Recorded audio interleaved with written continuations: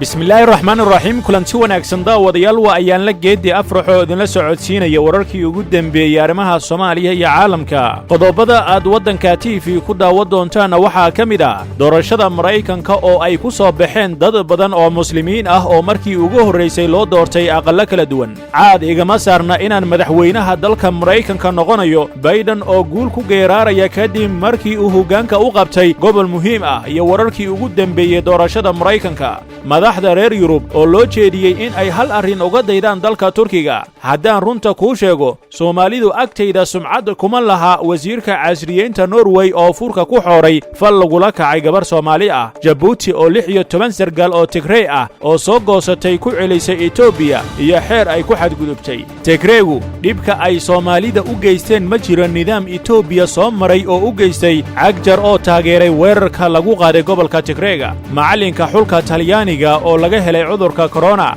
Sweden oo isku haysata hindisa lagu xadeynayo hubka gaarka loo haysto iyo Uganda oo tiro ciidamo ah kala baxday Soomaaliya qodobadaasi qodobo kale ayaad waddanka TV ku daawan doontaan taariikhdu waxa ay ku beegan tahay 7 November 2020 iminkana u diyaar garooba qodobada warkaas oo fidsan haddii aad nagu cusub tahay daawade subscribe saar waddanka TV oo program baleelka si aad u noqoto qofka ugu horeeya ee daawada wararka tayada leh aynu halkaan idiin soo gelino haddii saaxiibadeena nagu tixana ka mid tahay la wadaag saaxiibadaada kale si saaxiibadeena cusub uga mid noqdaan laegtana ha naga hilmaamina aan ku bilaabo marka hore Mauri Tona oo ah 27 jir oo xubinna ka ah jaaliyadda muslimiinta ee Oklahoma sidoo kalena muddo dheer u doodaysay dib u habeynta cadaaladda dambiyada Mareykanka ayaa noqotay qofkii ugu horeysay ee muslim ah ee kursi ka hela baarlamaanka Oklahoma in ka badan 100 murashax oo muslim ah ayaa sanadkan u taagnaa doorashada kuraasta kuwaas oo ay ku jiraan gabadh Soomaaliyeed oo lagu magacaabo Ilhaan Cumar iyo Rashida Dalib oo iyagu mar kale la doortay Tona oo diinta islaamka ka raacday aabaheed oo muslimay ayaan ahayn qofka qura ee muslim ah ee markii ugu horeysay la doortay balse waxay sidoo kale arrintan oo kale ugu bihi ka dhacday gobolada Colorado, Florida, Oklahoma iyo Wisconsin oo doortay sharci dejiyaal muslim ah oo wada dimuqraadi ah Tona ayaa degmada 88aad ee Oklahoma uga badisay Kelly Barlin oo jamhuuri ah Zoran Madawani ayaa kursi ka helay baarlamaanka New York isagoo matali doona degmooyinka Austria iyo Queens Charles Fall oo isna ilaa 2009 ahaa muslimka qura ee ku jira baarlamaanka ayaa isna dib loo doortay Iman Jode oo ah cod ka dhex muuqda muslimiinta Denver ayaa matali doonta Denver iyo Aurora iyadoo gashay aqalka wakiilada gobolka Colorado Christopher Benjamin oo ah rugcada ka tirsanaa ciidanka Mareykanka ayaa ku guuleystay degmada 107 ee Florida isagoo noqonaya muslimkii ugu horeeyay ee abad dhex fariisa aqalka wakiilada gobolka Florida waxaa sidoo kale Madina Wilson Anton oo falanqeeye siyaasadeed ka ah jaamacadda University of Delaware Biden Institute ay aqalka baarlamaanka Dover ku gashay codadan 72% Samba Bala oo ka soo jeeda Gambia ayaa sidoo kale gashay aqalka Madison California Farah Qaan oo ka tirsanaa golaha deegaanka Arifini City ayaa noqday duqa magaalada Arifini oo dhan Minnesota wiilka Soomaaliyeed ee Cumar Faatax ayaa loo doortay senatka gobolka isagoo matalaya degmada 62 Michigan ninka ka soo jeeda Hamtika ee Abraham Alia ayaa degmada afaraad ugu jiri doona aqalka wakiilada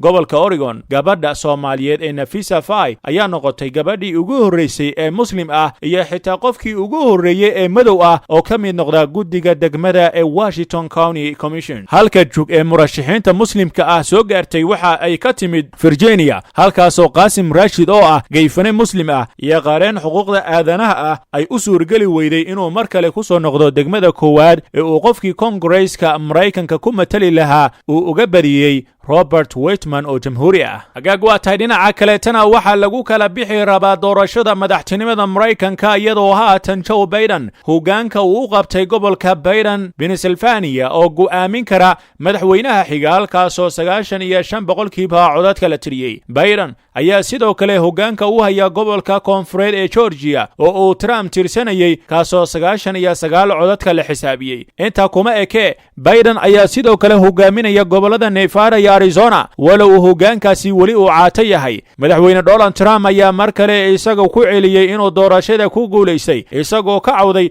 waxa uu ku sheegay musuq baahsan oo ka dhacay codayntii boosada walow aanu keenin wax caddayn ah. joe biden ayaa dadka maraykanka u jeediyey in ay isdejiyaan isagoo hoosta ka xariiqay inaysan caadna ka saarnayn inuu noqonayo madaxweynaha xiga ee maraykanka kadib markii uu 66.9 boqolkiiba ka helay 120 milyan oo codeeyey, waxayna noqotay tiradii abad ugu badneed uu helo madaxweyne maraykanka soo mara. dhanka electoral college-ka wuxuu biden qarku u saaran yahay inuu helo 270 loo baahan yahay isagoo maraya 264 halka uu Trump ilaa shalay uu taagan yahay 214. labada aqal midka sare waa barbaro oo waa min 47 iyadoo aqlabiyadu tahay 50 lagu daray halka aqalka hoose ee wakiilada ay kala leeyihiin 208 oo dimuqraadiga ah iyo 196 oo jamhuuriga ah. aqlabiyaduna waa 218 kursi. hagaag waata dhinaca kaleetana madaxda reer yurub ayaa loo sheegay inay turkiga uga daydaan sida ay ula macaamisho soo galootiga iyo qaxootiga sida uu sheegay Jan Egeland xogayihii guud ee golaha qaxootiga Norway sidoo kalena ka tirsanaa guddiga xuquuqda aadanaha ee qaramada midoobay. madaxda yurub waa inay eegaan sida Lubnaan, Urdun, Turkiga iyo Liberia ay xadadkooda iyo weliba qalbiyadooda ugu fureen dadka rayidka ah ee magangelyada raadsanaya ayuu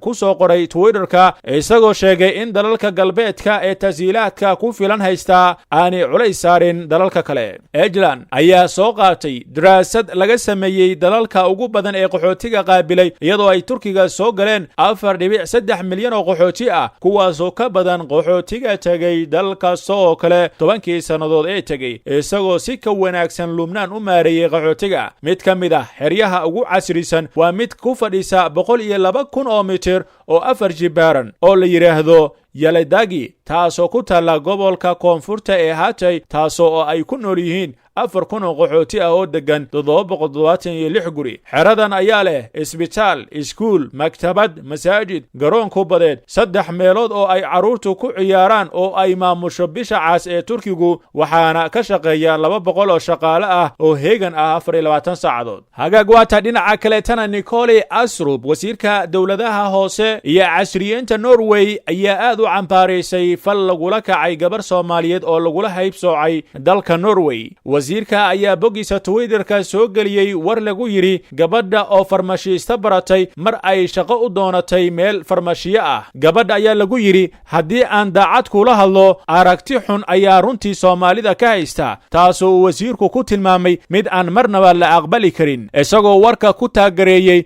warbaahinta maxalliga ah. Iida Aadan ayaa waraysi shaqo ugu tagtay farmashiyaha silsilada ah ee Fotosobog ee degmada Stavanger ee Oslo balse kadib waraysigii ayuu ninkii waraystaha ahaa waxa uu bilaabay inuu si guud wax ugu sheego Soomaalida oo uu sheegay inuusan jeclayn. waxay ku jirtaa wararka iyo tirakoobka ayuu yiri isagoo kombiyuutarka ka soo saaraya xogo kala duwan oo Soomaalida ka bixinaya sawirro xun kadibna waxa ilmaysa iyadoo arintan ka xumaatay. waa arka inaad arintan ka xumaatay intan ka badan ayaan ku sheegi rabay balse hadda waan joojinaya ayuu yiri kadib iyadoo ka istaagtay goobtii una sheegtay in haddii uu doonayo wax iyada ku saabsan uu eegi karo tixraaceeda ee aan ahayn inuu hal iil ku fiiriyo ummadan. ninkii ayaa deeta gabadha raaligeliyey balse arintu waxay gaartay warbaahinta dalka Norway. hagaag waata dhinaca kaleetana Djibouti ayaa Ethiopia u gacan gelisay 16 sargaal oo ka tirsan ciidanka Tigreega ee TPLF kuwaasoo ay gacanta ku dhigeen ciidanka ilaalada jamhuurigu kadibna ay su'aalo weydiiyeen sirdoonka Djibouti ee SDS uu hogaamiyo Xasan Sayid Khayre. saraakiishan oo Djibouti magangelyo weydiisay ayaa la sheegayaa inay Djibouti soo galeen talaadadii kadib markii ay dowladda federaalka Ethiopia ay weerar ku qaaday gobolka Tigray oo dowladda dhexe isku taagayay bilihii dambe. saraakiisha ayaa arbacadii loo duuliyay Ethiopia iyadoo lagu sido dayuurad xamuul ah oo ay leeyihiin ciidanka cirka Djibouti. saraakiishan la gacan geliyey ayaa dowladda Djibouti ka baryay in aan la celin iyagoo soo hadal qaaday cahdiga Geneva ee la siixay 1951 oo diidaya in dadkan lagu celiyo dalka ay ka soo carareen. hagaag waata dhinaca kaleetana madaxweynaha gobolka Soomaalida Mustafa Cagjar ayaa soo dhaweeyay weerarka ay dowladda federaalka Itoobiya ku qaday gobolka waqooyiga dalkaasi ee Tigray. Cagjar ayaa sheegay in TPLF ay iyagu weerar ku qaadeen meelo ka tirsan gobolka Amxaarada, taasoo uu sheegay in ay dalka gelinayso marxalad foolxun oo colaadeed oo aan lagu talagelin sida uu yiri. wuxuu intaa raaciyay in TPLF aysan tani kow u ahayn ay muddaba qori dab leh la dhex maraysay deegaanada iyo gobolada kale ee dalka, taasoo ay dad badani ku dhinteen, ujeedkuna uu ahaa in aan cid kale xukunka nabad ku haysan iyaga dabadood sida uu yiri. wuxuu tilmaamay in meelaha ay dhibaatooyinkaasi ka maleegayeen uu ka mid yahay gobolka Soomaalidu, halkaasoo ay dad badani ku dhinteen kadibna markii ay qoorta isu galiyeen Soomaalida iyo Oromada, isagoo tilmaamay in dhibka ay Tigreegu Soomaalida u geysteen aanay jirin cid kale oo Itoobiya soo xukuntay oo u geysatay. waxaa jira dad arrintaasi afka ka meermeeriya oo aan dan u arag in hagardaamooyinkii TPLF ay iyaga siyaasad ahaan hadda anfacaysa, ayuu yiri Cagjar oo soo qaatay in xitaa ay dhulka Soomaalidu qayb ka tirsan ay Oromada siiyeen intii ay xukunka joogeen. Cagjar ayaa sheegay inay garab taagan yihiin ciidanka dhexe ee Itoobiya, isagoo sheegay inay heegan gelinayaan ciidanka maxalliga ah, isagoo TPLF ku sheegay xoogag cunsuri ahaa oo Soomaalidu gumeeyey. dadka qaar ayaa qaba in gobolka Soomaalidu uu danihiisa oo kaliya raacdo oo iska daayo kala taageeridda qoomiyadaha Itoobiya, iyagoo tusaale u soo qaadanaya in taageeradii Cabdi Ilay uu Tigreega u muujiyey ay ahayd midda keentay inay Oromadu layso Soomaali badan oo rayd ah. hagaag waa tahay dhinaca kaleetana xiriirka Talyaaniga ee FIGC ayaa ku dhawaaqay inuu karoone ku dhacay macallinkii xulka Talyaaniga ee Roberto Mancini, walow weli wax astaamo ahi aysan ka muuqan. macalinka Azzurri ayaa haatan gurigiisa isku karantiilay kadib markii laga sheegay cudurka corona, xilli la saameynayay baarista joogtada ah ee kulamada soo socda ee UEFA ay qabanqaabinayso. macallin Roberto Mancini waxaa laga helay cudurka ayaa lagu yiri war laga soo saaray xarunta xiriirka ee FIGC. xiriirka ayaa sheegay inuu xulka ku soo biirayo markii la maro habraca caafimaad ee FIGC iyo UEFA. hagaag waa tahay bal dhanka kaleetana hindisaha cusub ee dowladda Sweden ee ku saabsan sida wareegtada cusub ee midowga Yurub hubka looga dhaqangelinayo Sweden ayaa taageero ka weysan baarlamaanka dhexe ee Riksdag, taasoo sii adkaatay kadib markii uu xisbiga Moderaterna uu sheegay inuu xeerkaasi ka codeynayo sida uu sharaxayo hoggaanka xisbiga ULF Christer Rosen. sida ay Ekot ka faafisay hindisahan uu keenay wasiir gudeedka Sweden Mikael Damberg waxaa ka mid ah in la ballaariyo calaamaynta iyo diiwaangelinta hubka si loo buuxiyo dalabka midowga Yurub, taasoo haatan cambaarin kala kulmaysa xisbiyada Sweden min midig ilaa bidix. xisbiyada SD, Z iyo V iyo KD ayaa ballan qaaday in ay hindisahan diidi doonaan, iyagoo ku doodaya in dowladdu ay xaajada baraxa ka badinayso oo ay arrintani samaynayso dadka hubka u haysta sida sharciga ah. Ekot ayaa isku dayeysa inay arrintani wax ka weydiiso wasiir gudeedka Sweden ee Mikael Damberg. ugu dambeynna dowladda Uganda ayaa tiro ciidamo ah kala baxday Soomaaliya, kuwaasoo muddo hal sano ah ka tirsanaa ciidamada nabad ilaalinta midowga Afrika ee AMISOM. ciidamada laga saaray Soomaaliya ee dib loogu dhoweeyey waddankooda ayaa tiradooda lagu sheegay 2100, waxaana xalay tole lagu soo dhoweeyey xarunta tababarka howlgallada taageerada nabadda ee degmada Nakeseke. ku-xigeenka taliyaha ciidamada difaaca Wilson Baso Mabadi ayaa soo dhoweeyey, kaasoo ku hadlayay magaca abaanduulaha ciidamada difaaca. waxa uuna yidhi si sharaf leh ugu soo dhowaada dalkiina adinkoo nagu matalaya qadiyadda Pan Africa ee Soomaaliya. dowladda Uganda waxay ciidamadeeda u soo dirtay Soomaaliya sanadkii 2007, waxayna ku soo aadaysaa arrintan xilli la qorsheynayo in ciidamada midowga Afrika ee howlgalka nabad ilaalinta u jooga Soomaaliya la saaro sanadka 2021. shalay ayay ciidamo hor leh soo gaareen Muqdisho, kuwaasoo la sheegay in ay sugi doonaan ammaanka doorashooyinka, balse qorshahan ciidamada Uganda dib loogu celiyey waddankooda lama sheegin inuu qayb ka yahay qorshaha lagu ballamay ee ciidamada shisheeye looga saaraya dalka. qodobkaasna wuxuu u dambeeyaa warkii waddanka TV. inta aynu ka gaarayna warkayaga xiga waxaa inkaga tegaynaa guri gobonnimo.